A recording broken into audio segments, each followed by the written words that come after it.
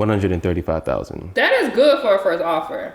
I was making like 50, so almost triple my income. That is insane. And it was a 1-round interview, 30 minutes. And did you feel like it was a real job of description or posting? Yeah, the job description was legit, and I was like, I only knew one word, AWS. So you weren't skeptical at all? No, it was stuff like that. I'd be skeptical. I'd be like, it's too good to be true. 1 round, I'm only asking questions, and that's it. So yeah, it was too good to be true, but then I was like, this is purely God. Easy to dream a dream, though it's harder to live. Hello, everybody, and welcome back to another episode of Techpreneur Talks. My name is Justice Collier. I am your host, and today's guest, we have Tayo. He is a cloud career professional, and it's good to see you today, Tayo. It's good to be here. Thank you for coming. Of course. So, I want to tap a little bit into your background today to learn more about you. How did you get in your tech journey, and where are you from? So, who is Tayo? Okay, so my full name is Adetayo, Ibijemilusi. I started in tech around 2020. I graduated college December 2019. And when I graduated college, I was trying to break into tech. Everyone said you needed a degree, you need certifications. I got my degree. I was doing Uber Eats. I got my A+, my Security Plus, my AWS CCP, and I was still struggling trying to get a job in tech. And so it wasn't until I learned exactly what hiring managers are looking for, which is experience. They really want to know if you can do the job.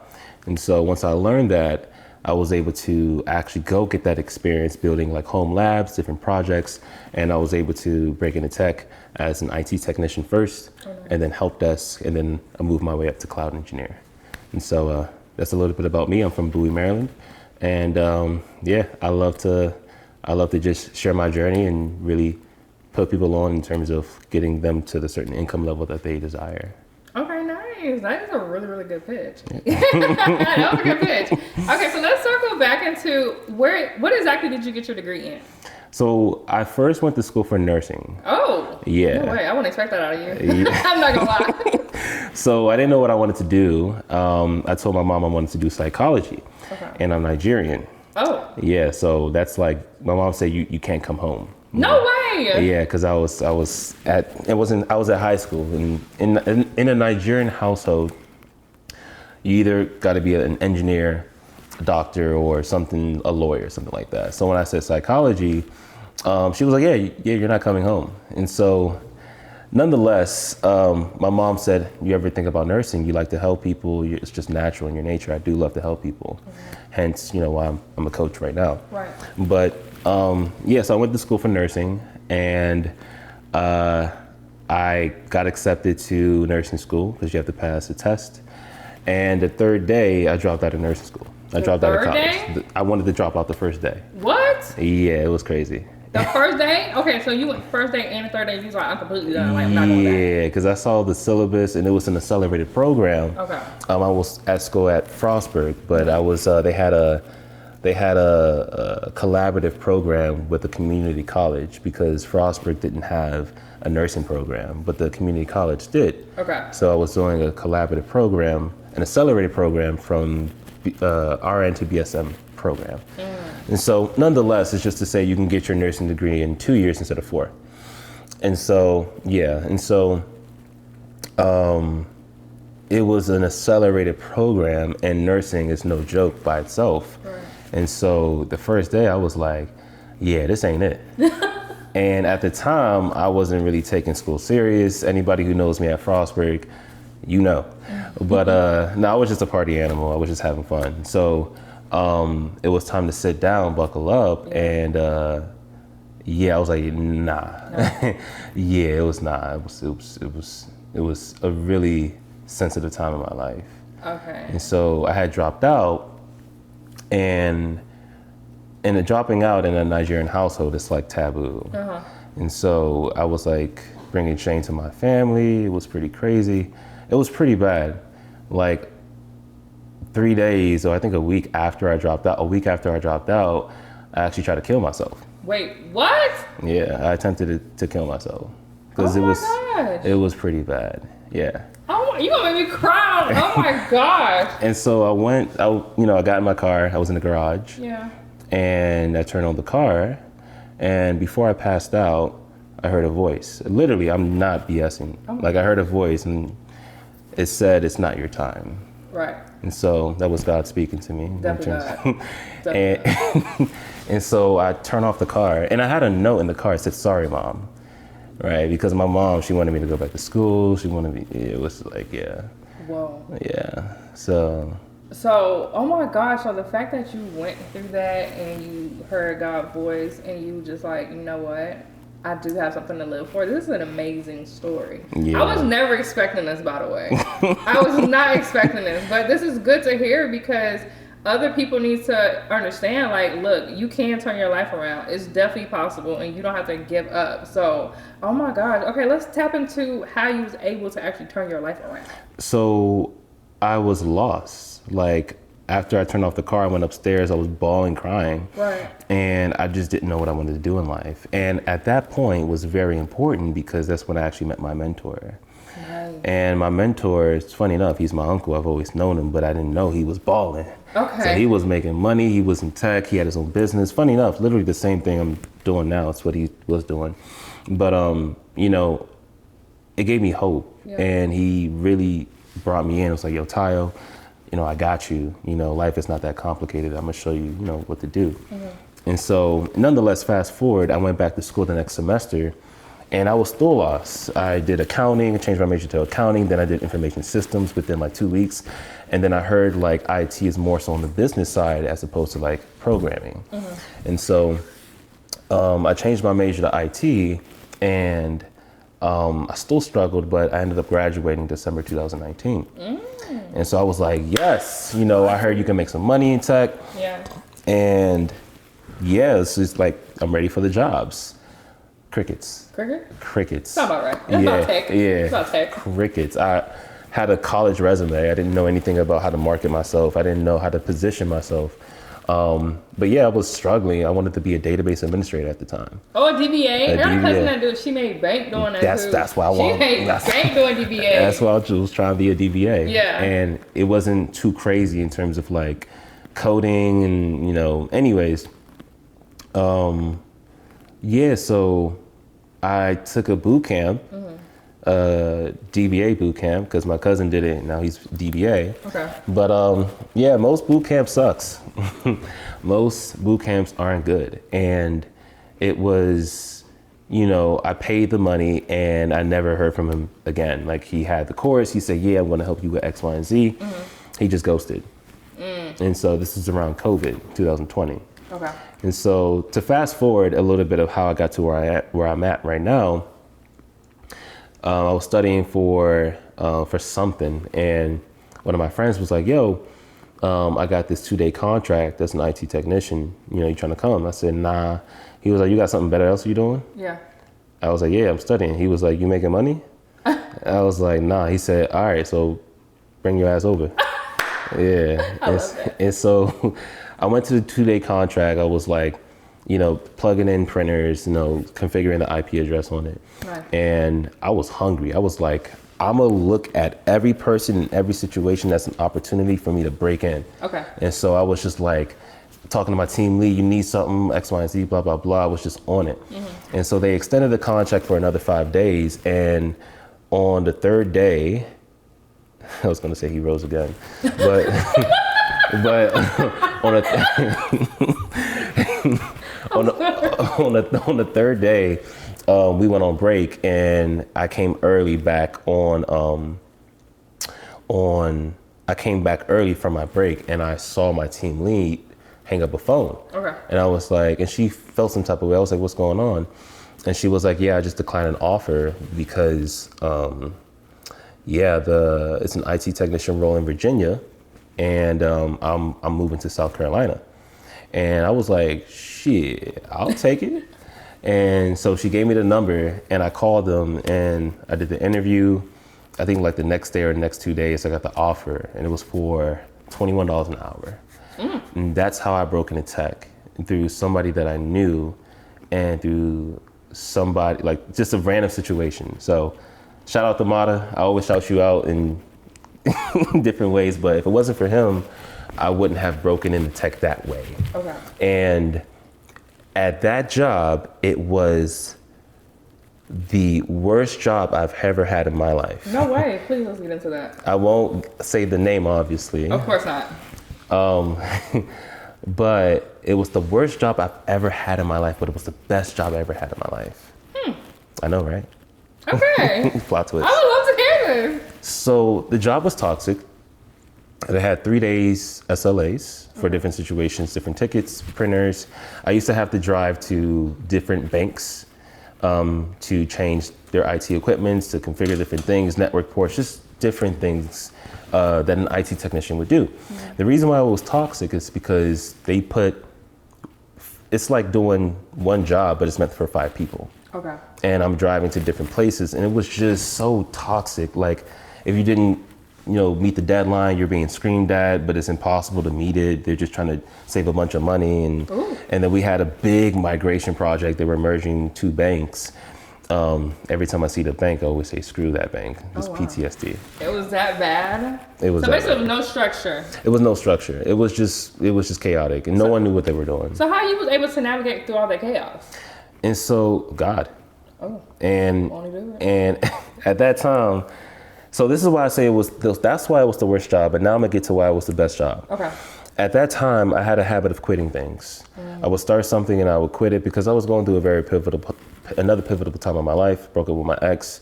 I was broken in pieces. It was a toxic relationship. It was bad. But anyways, it was the best thing that ever happened to me because on the first day, I was like, yeah, screw this. It was like, do the impossible and figure it out on your own. And you have this timeline. And they didn't train you on how to do it. And so I walked out the bank and I was driving home. And I was still living with my parents at the time. And I was telling my mom, I was like, yeah, they did X, Y, and Z. She was like, oh, that's cool. It sounds like you're driving. Where you going? And I was like, she was like, you better not say you're going home. And I was like, yeah. She was like, if you quit that job, you have nowhere to go. Mom don't play. Mom don't. And Oh my gosh. I could have came home. She was just saying that to be like stern, but I didn't know that at the time. So I went back and then I just went through the fire. I stuck it through, and it really forced me to stay in the fire to develop who I am as a person to this day. Oh, I love this. And so I still have the same dog that was created from that moment because I said, I need to get the hell out of this situation. And so I went ahead and was just an animal in terms of researching, investing, learning. I went into more debt into like investing in myself because that was when I started my journey into actually achieving financial freedom for myself. And what was that exactly? And so the first thing that I did was I read Rich Dad Poor Dad. I love that. So before that book, I've only read one book in my life. Get out of here. Yeah. No way. You was missing out back then. Yeah, I was, like I said back in the day, I was smoking a lot of weed pretty much. I wasn't focused. Don't do drugs.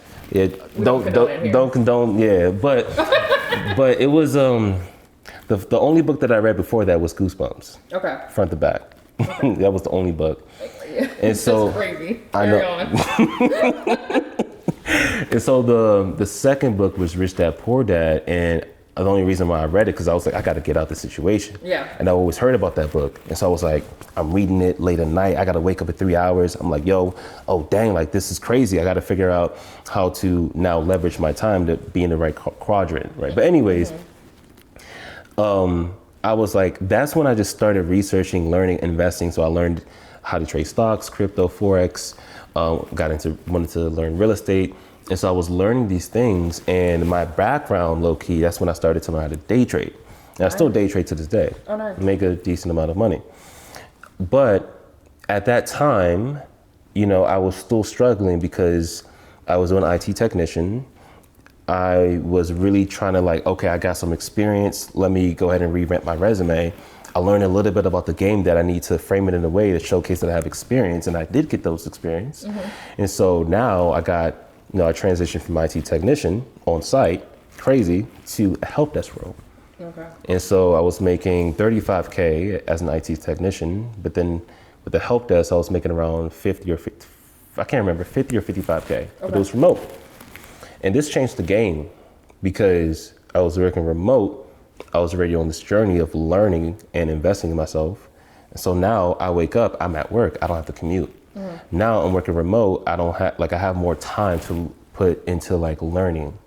And so I really just dedicated so much time and energy into learning different skills. Oh, nice. Learning how to invest, learning how to day trade. Now I don't recommend people to day trade because it's one of the hardest things you can do. It's very hard. Very difficult, but it's very rewarding if you actually stick to it. Stick to it, yeah. But nonetheless, going back to my journey, the goal was, all right, I'm doing IT, I'm working remote. I'm going to really catch my break through day trading. But with day trading, no one knows when you're going to be a consistently profitable trader. You can make money 1 month and then lose it all the next, right? You really have to have a consistency when it comes to day trading. And I was like, I need to make money now. Yeah. I need to make more money now. And so that's when my cousin, I knew he taught like IT. He was making 6 figures, multiple jobs, contracts, C2C, things like that. And he came to my house because my brother had I think a baby shower with my niece at the time. Yeah. And I was just like, yo, when he came through the door, I said, yo, I'm interested, I'm hungry. He said, yo, we'll talk. And then like 5 minutes later, I said, yo, what's the next steps? I'm like, yo, what's it? You hungry. I did that like 5 times back to back, like literally. He's like, all right, cool. Like, just come to my crib tomorrow. I'm like, I'll put you on. Yeah. And so, I was just hungry. He taught me, like I invested inside, my time, energy into, his program. And he, 2 months from joining his program, I got my first offer letter as a cloud engineer. For $135,000. July 21st, 2023 was when my life changed because I now was making so much money. I didn't know how to spend it. Right. I was living with my parents at the time. And, I was still taking care of some bills from my parents, but, it was just life changing because now it wasn't, I don't know how they say the grass is greener on the other side, yeah. But now the grass is greener right now, and that's what I wanted to do. I'm making a lot of money. I still have the skills of day trading, and now day trading is so much easier because I don't need the money. You don't need the money. And so I really just locked in on just learning so much more in cloud engineering because the program that I invested in with my cousin was actually AWS Cloud Administrator. No way. I was trying to be an AWS Cloud Administrator. Oh, that's pretty cool. And then I was researching the jobs when I was trying to look for a job, and I kept on seeing AWS Cloud Engineer. And I typed in AWS Cloud Administrator. Yeah. But Cloud Engineer was just so much jobs. And so I said, let me do a quick project. I did the project, I added it to my resume. Yeah. I started doing like a proprietary system that I use to get recruiters to reach out to me. I did that on Sunday. On Monday, the recruiter reached out and wanted to do the interview that same day. I said, hold up. What? Hold up. I need to prepare. Yeah, of course. And so I said tomorrow. It was a 1-round interview. I did the interview, it was 30 minutes, 15 minutes of him asking me questions, 15 minutes of me asking him questions. And I did the interview. I probably knew like 5% of what I know today in terms of cloud. I barely knew like what I know. Okay, so you learned everything on the job. Not even on the job, because the job, we didn't do nothing. Like it was a cloud migration project. I won't say the government agency, but it was from one legacy system to cloud. Okay. On-prem to cloud. Oh, okay. They never started that. Like we were just sitting around getting paid to do nothing. What? I mean, I'm not gonna lie, because when I was in the government, I got paid a lot of times to do nothing too. That's why I switched industries. I like fintech, it's faster for me. But okay, government, I can understand that. So you basically got into cloud. Well, you went from help desk to cloud, actually. Mm-hmm. And your first offer was how much again? $135,000. That is good for a first offer. I was making like 50, so almost triple my income. That is insane. And it was a 1-round interview, 30 minutes. And did you feel like it was a real job of description or posting? Yeah, the job description was legit, and I was like, I don't even knew One word, AWS. So you weren't skeptical at all? No, it was stuff like that. I'd be skeptical. I'd be like, it's too good to be true. One round, I'm only asking questions, and that's it. So yeah, it was too good to be true. But then I was like, this is purely God. No, and then when I got the job, I wasn't doing nothing. So I was like, all right, I'm the only white person at this company. They trying to set me up. Like they about to fire me. You or something. white? Everybody in the company was white. Oh, you said you was the only white person? Sorry. No, I was the only black person. My bad. No, you're good. I was the only black person at the company. Everybody else was white. Yeah. And I was like, I'm not doing nothing. This is too good to be true. They setting me up. They about to fire me. No, for real. I used to think that too. I used to think that all the time. So I was asking them, can I get some work and X, Y, and Z? And they gave me like some small work to do in their company because it was a government contract. Okay. I had a full-time position at their company, but the company had a government contract. They just were awarded a contract for a cloud migration. And so I was doing work on their side, their company side. But it probably took like 10 minutes because I used ChatGPT to do it. Oh, wait, ChatGPT was out back then? Yeah. What were some good prompts that you used to, like, for ChatGPT to get in your role and like to help you in your day-to-day at your job? So if you're interested in breaking into cloud, this is everything you need to do step by step. I guarantee you this will increase the odds of you landing an offer letter. The first thing that I did when I got on the job, I looked at all of the skills and experience that was required for me to excel at this company as a cloud engineer. What I did was I went to Google and I typed in AWS cloud engineer jobs. And I picked out 20 job descriptions and I copied and pasted that into one single Google Doc. Then I put that Google Doc into ChatGPT and I said, I want you to use this document and also do market research to find all of the skills, tech stack, and experience that I need to be a top 1% cloud engineer. Hence, and so after I did that, it gave me everything. AWS as the cloud platform, Terraform, Ansible, Docker, Kubernetes, Jenkins, GitHub, right? It gave me like a tech stack. And then it told me all the projects or experience that I needed. Cloud migration project to be able to automatically deploy applications to your infrastructure using a CI/CD tool like Jenkins or GitLab CI or GitHub Actions. Then you can learn how to containerize applications and how to use an orchestration tool like Kubernetes. And so I knew the tools, the technology I needed to learn. I knew the experience I needed to learn. And then all I did was ask ChatGPT, tell me how to do it. And so it literally walked me through step by step how to do each project. And I ran into issues. I asked it to help me troubleshoot it. But here's the important part. You don't want to just do them. You want to be able to understand what you're doing and why you're doing it. If you're using Terraform to automatically deploy infrastructure on AWS, like an EC2, S3, VPC, okay, why are you doing this? Why are you using Terraform, right? Why would you use this tool? Because it saves a lot of time instead of doing everything manually. Why is that important? Because if you save time, you save a lot of money, but then also you save a lot of human errors doing it manually on the console. And so as you're doing these things, these projects, you want to ask yourself, what am I doing? And more importantly, why am I doing it? Because now when you go into interviews, they can ask you 10 questions around the same topic. The answer is going to be the same. But because you understand the core reason, you understand why you're doing something, you'll be able to answer that question in different angles that they come at you because you understand the root. And so nonetheless, let's review. Go to google.com and type in AWS Cloud Engineer jobs. Take 20 job descriptions and put that on a Google Doc.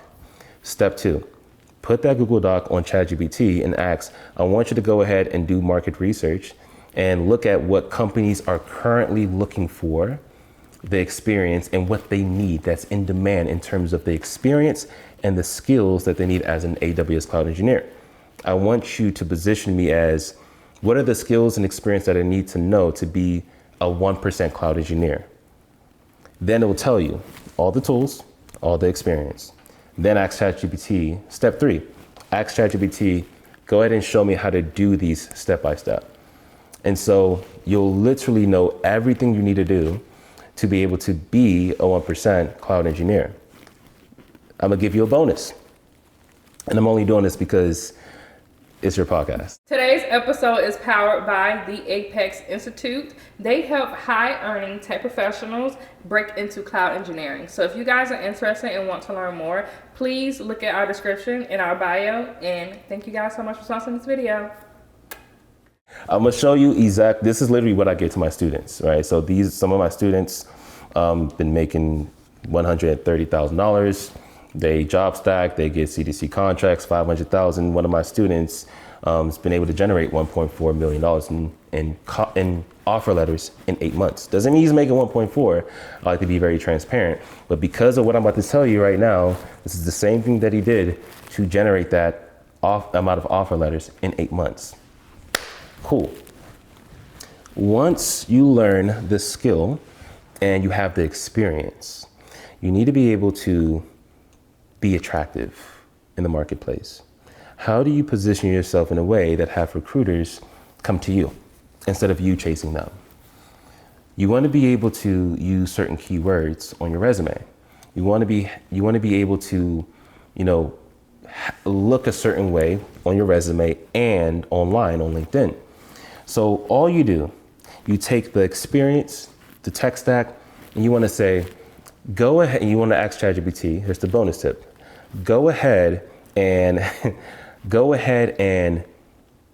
build me a resume based off my experience that is SEO optimized, that recruiters are currently actively looking for, and make me a resume that will make me stand out and have recruiters call me every day. That's literally what I typed. And it will build you an SEO search. So SEO stands for search engine optimization. And I'll get into that later. But ask it to build you that, and it'll build you an SEO optimized resume. Now, why is this important?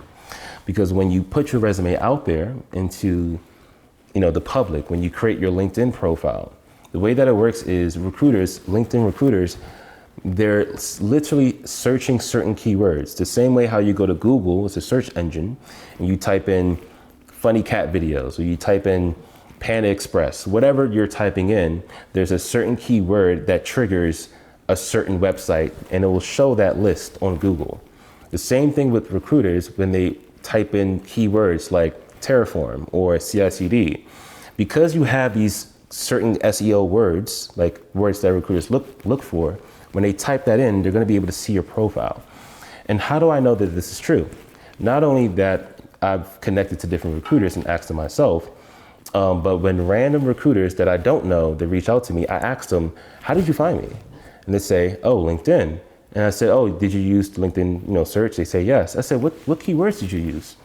And literally, I lie to you not, it's the same keywords that ChatGPT gave me. And I asked them, was I on the first page? Because there's different pages, right? There's the first page, second page, third page in terms of when they search the keywords. They say, oh, you came out on the first page, or oh, you came out on the second page, right? But in some of them, they say your profile is exactly what we're looking for. And so that is why you want to ask ChatGPT to create you an SEO optimized resume based on the projects and experience that you've already done. You want to make sure that you've done them. Here's the bonus that I'm going to give you. I'm really giving you my whole sauce because, right? And so now that you have a way to have recruiters to reach out to you, you want to be able to clearly articulate the technical value that you can provide to any company. The reason why they will give you or hand you an offer letter is because you answered one question. Can you do the job?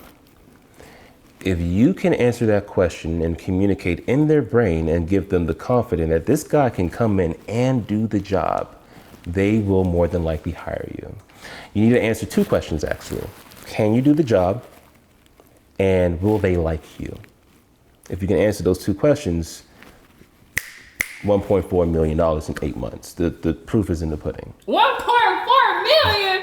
I'm telling you. And he's hungry. He's hungry, y'all. I met him. He's hungry. Yeah, I think he's actually going to be on the podcast soon. Yeah, he's hungry, y'all. But he'll tell you his own experience. But essentially, I'm giving you the whole blue. If you're able to clearly communicate the technical value, your experience, right? Your cloud migration project, being able to, deploy infrastructure using Terraform, to be able to use Jenkins, right, to automatically deploy that application, right, to that infrastructure that you just built using Terraform.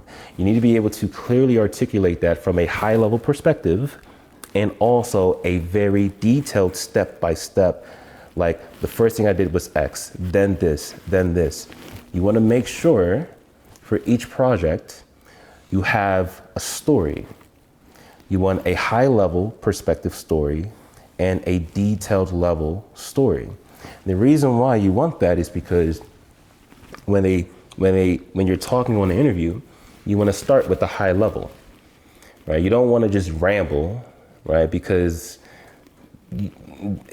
people, imagine they only wanted something small and you just gave them something so big. That's not going to be a good look.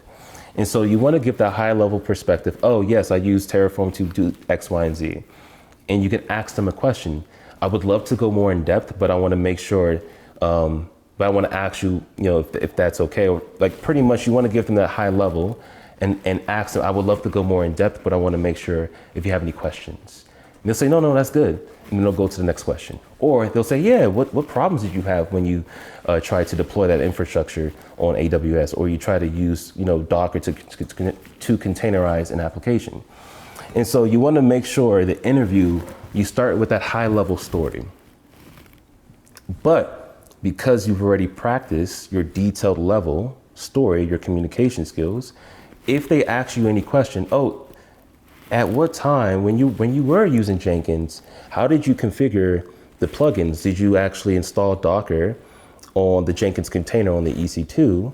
Or did you go inside the console and manually install Docker using the plugins on the UI? And this is where we're going to let y'all stop and save it for the later, because we're not giving y'all all his good gems. You crazy if you thought we were going to let him sit here and give him all the gems. So, now, if you want to see Mr. 1.4 mil, comment in the chat 1.4 mil, and you may get to see his journey and his experience. But as of now, I think we kind of learn, or we want to learn more about how can we become the 1%. To become a 1%er, to answer in a very simple way, you have to, number one, believe it and adopt the characteristic of a 1%er. Like certain belief systems. As a 1%er, we delay pleasure for long-term, pleasure.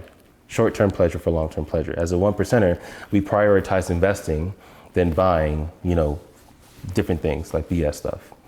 I just bought a Porsche not too long ago. I could have bought that Porsche when I first got my job, but I waited because I wanted to prioritize building wealth before I bought that Porsche. And so a 1%er, you first have to have the belief system, because based off your belief system, then comes certain actions. If you have certain belief systems and certain characteristics, the way that you move is going to be different. Right? As a 1%er, we believe in investing in ourselves. Before, I used to be scared to invest in myself and to a mentor. And so there's certain things and characteristics that you need to have as a 1%er. And you can ask ChatGPT what are the characteristics that I need to become a 1%er? And every day, this is what I did, literally, I would adopt the mindset and beliefs as a 1%er for my financial life. And so this is when I was making $200, like I had $200 left at the end of the month after expenses. I was adopting this mindset. And so if you want to become a 1%er, it starts with the mind, it starts with the belief, and it starts with just how serious and how bad you want it. Beautiful. I love that.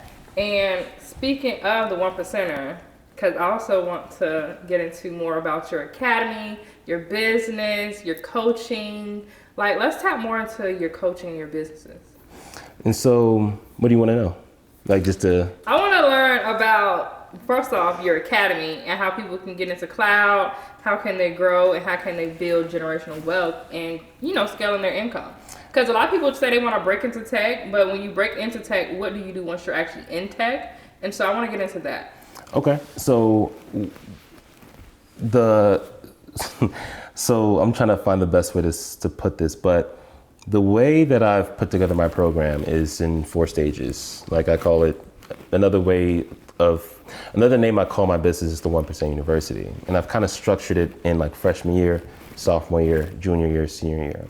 Right. But to keep it really simple, to talk about, once you do get the bag, before you even get the bag, you need to be able to manage your money.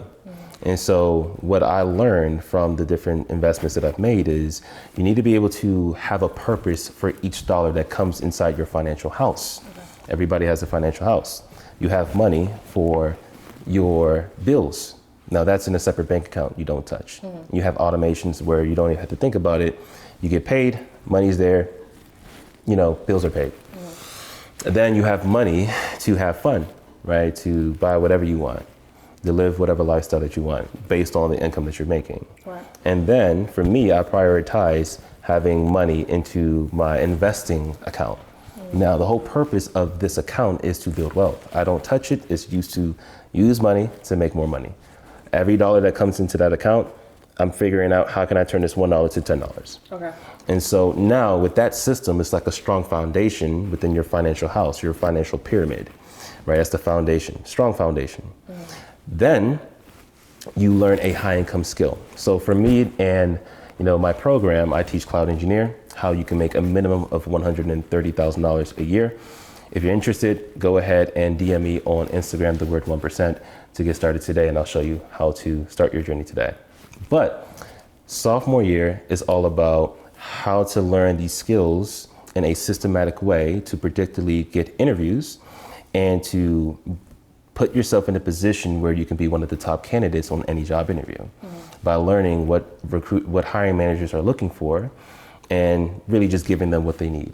Okay. And so with time, you're able to get these offer letters and you have a high income skill. Now that you have the bag, you learn how to manage the bag, then you learn how to get the bag, but we want to know how to secure the bag, right? A lot of people in tech don't talk about this, but now that you're making money, what are you going to do, right? Do you have a plan for that money? Do you know what it looks like to retire? What is your number, right? It's based off of the lifestyle that you want to live. If you want to live, maybe it's $10,000 a month. If you actually do the numbers in terms of what amount of money you need per year, and then also you can project how long you want to live, whatever that number is, you can actually get that number that you need to essentially, if you never worked a day in your life, you'll still be fine because the money that you have, not only is that money making money in investments, but you can pull out a small percentage, like 4%, and you can live the lifestyle that you want. But nonetheless, there's a whole different topic. Now that you have the bag, you need to have a vehicle that you can put your money in that can make more money. Now, Robert Kiyosaki always talks about this one word, and it's called leverage. He said, wealthy people understand this word. It's called leverage. All it means is that you're able to make a lot more, you're able to make more and more money and work less and less. And so when I first heard that, I was like, that don't make sense. It didn't make sense to you? Because I'm Nigerian, we work hard. Oh, that's true. We working harder and harder, to get more and more money. But he's talking about working less, making more. I was like, he a scammer. I was like, my mindset at the time, so the mindset at the time, it wasn't like a 1% mindset, but this was a new concept. He said, wealthy people just understand this. And I thought about it, I say, wait a minute, he's right. Because, I can put my money, into an investment, and that money can turn into, for example, I'll give you an example. I saw an opportunity because I know how to day trade, but I invest long term. On Friday, I saw an opportunity, and this is not financial advice, so I won't get to the details and stock names and stuff, but I saw an opportunity. I put a stock option play, and I put $4,000 of my money. And because it was a good opportunity, and since last Friday, it's been up around, I would say, the last time I checked was like 45%. And so in 3 days, my $4,000 was able to make money without me. And it took me about 3 minutes to look at that, place the opportunity, to get in that opportunity. Yeah. And so why am I saying this? Robert Kiyosaki talked about how you're able to make more money and work less. And so to do that, I just use my money to make money for me. Right. And so I don't have to trade my time at a company to make more money. Right. No, my money is going to work for me.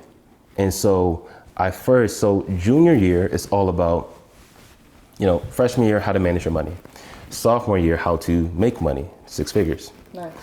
Junior year is how to use your money to make money for you, right? So as we're talking right now, I think it's like the stock market is still going. I'm making money as we speak. Right.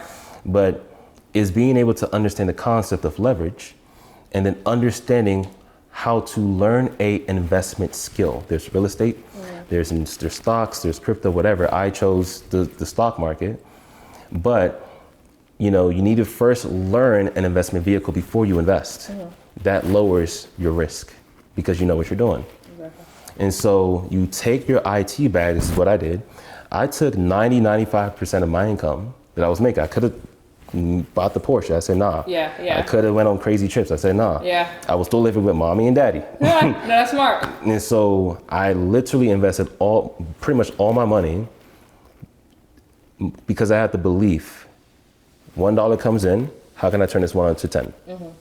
And so I put it into investments. I put it into mentorships. I paid like around $160,000, $70,000 of investments since I started my journey. And I have receipts too. Y'all heard that? It's important to invest in your career, and people complain about $897. That's crazy. and I started with $200. Like every month after paying expenses, I had $200 left. I took out a loan because I'm living with my parents. Like I could risk a lot more. But it's just to say I took all of the money that I was making from tech and I invested it into my brain and I invested it into other assets.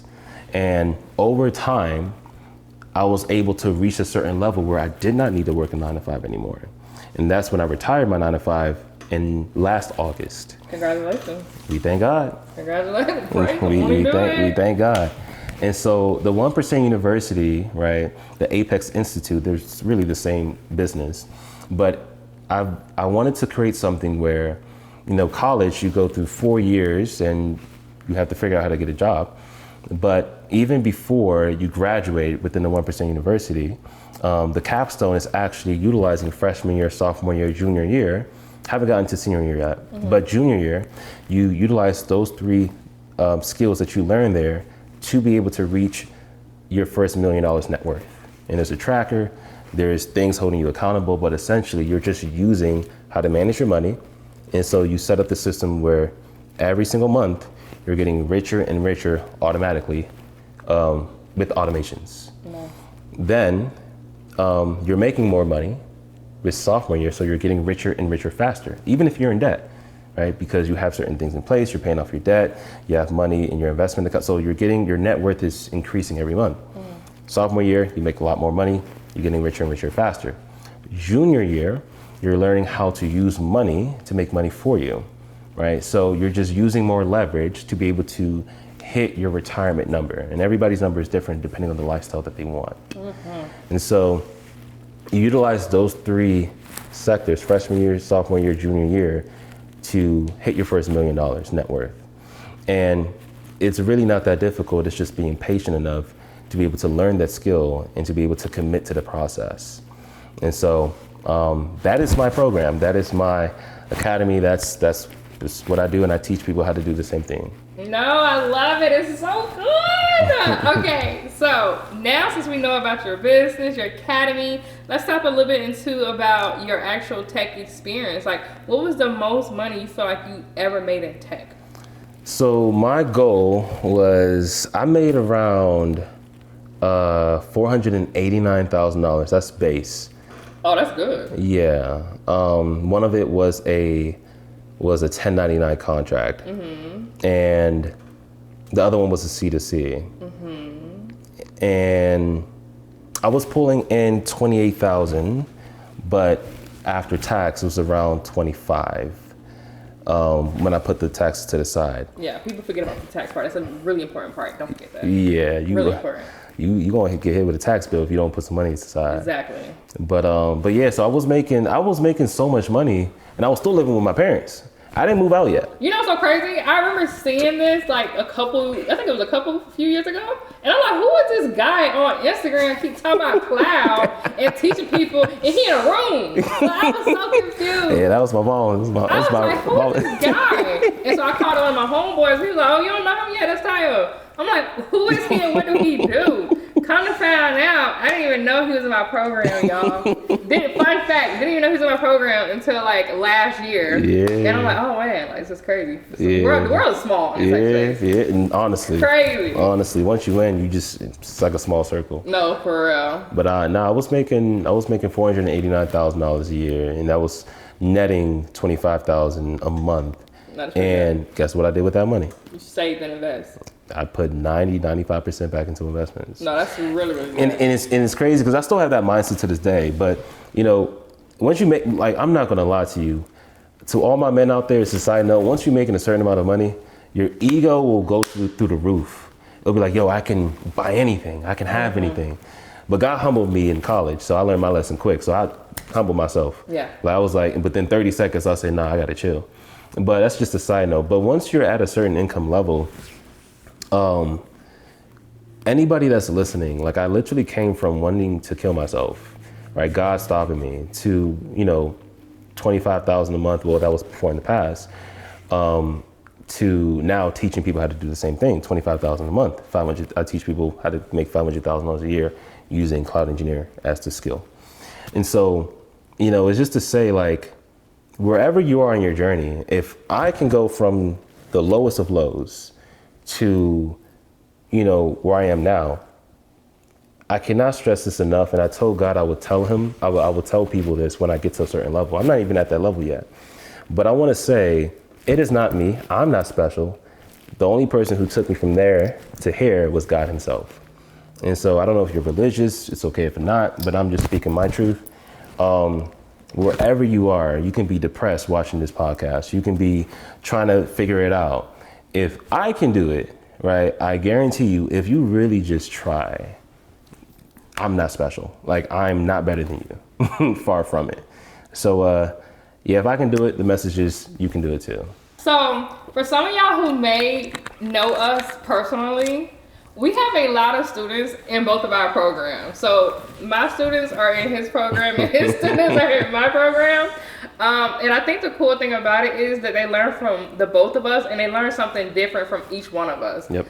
For example, we have a student, I'm not gonna say their name, and anytime they have an offer, they hit him up first, then they hit me up last, because they know I'm like the tough one.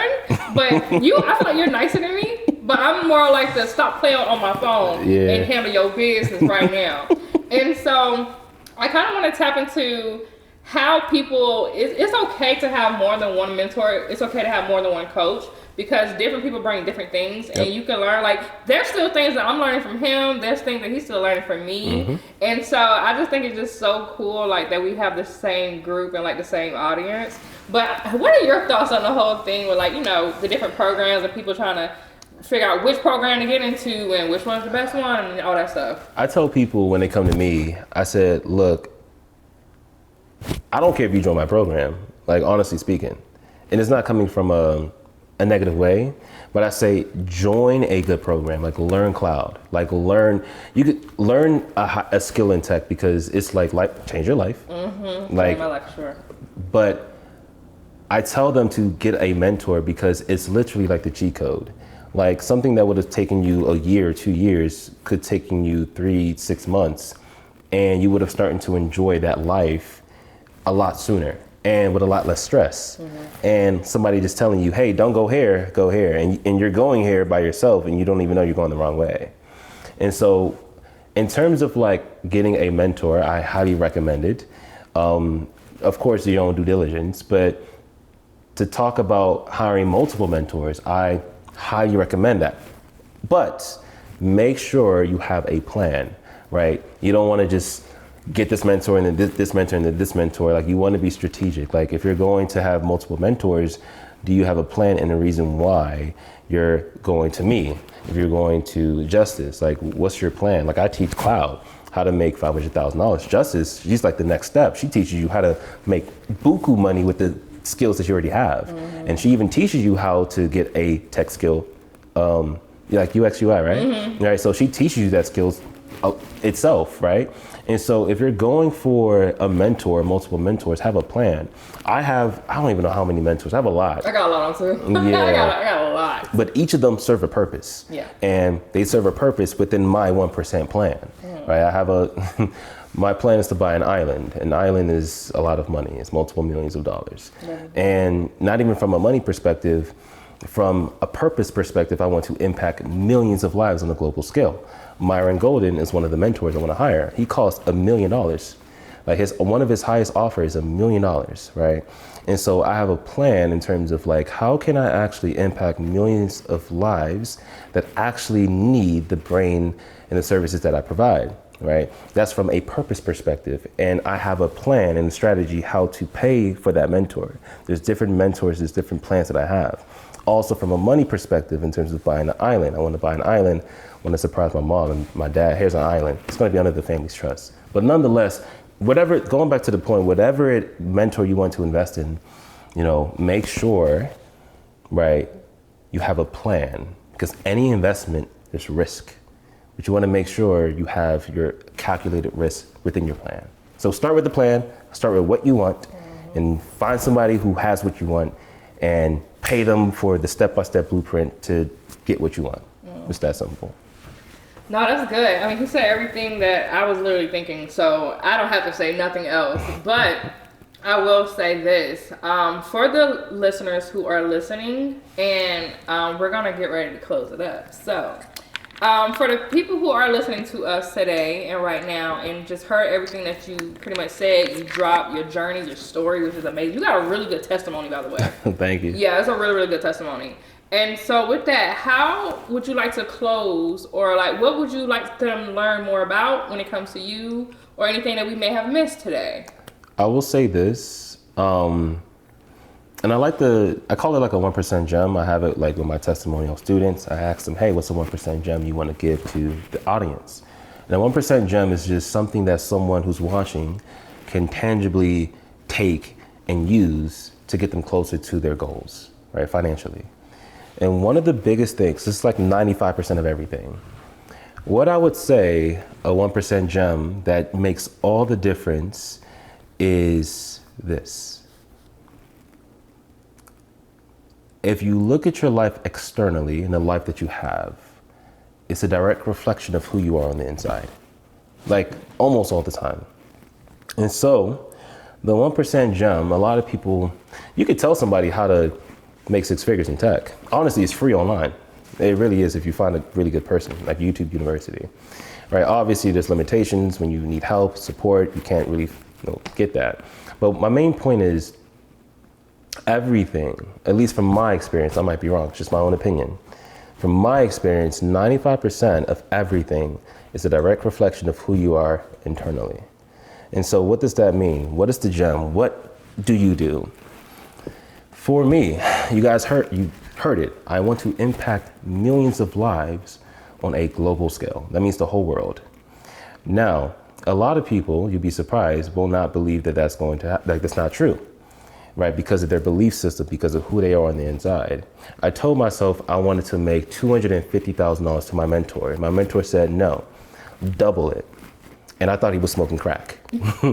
I was like, you want me to make $500,000 a year? He was like, yeah.